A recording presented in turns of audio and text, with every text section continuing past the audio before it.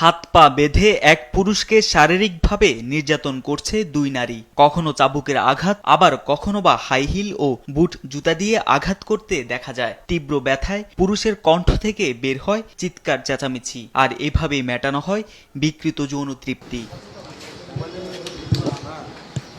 দীর্ঘদিন ধরেই রাজধানীর বসুন্ধরা আবাসিক এলাকার একটি বাসায় বিকৃত যৌনাচার চালিয়ে আসছে কয়েকজন নারী, যার ভিডিও ধারণ করে ছড়িয়ে দেন সামাজিক যোগাযোগ মাধ্যমেও।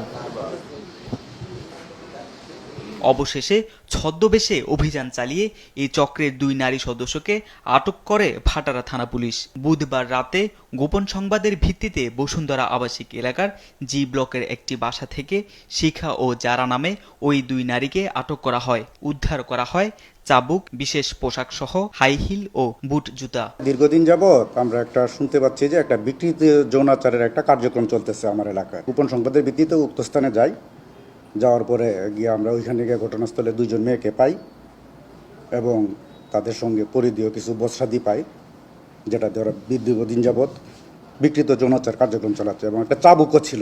এটা এক ধরনের বিজনেস, যেটা ইংরেজিতে বলা হয় BDSM। এটা ওদের মধ্যে যারা বিকৃত মস্তিষ্কে, যারা বিকৃতভাবে যৌনাচার তৃপ্তি নেয় বা বুক করে এইগুলা, এই কাস্টমারগুলো ওরা বেছে নেয়। অভিযুক্তদের বিরুদ্ধে আইনগত ব্যবস্থা নেওয়া হবে বলেও জানান তিনি। তারেক মাহমুদ সুজন, দেশ টিভি, ঢাকা।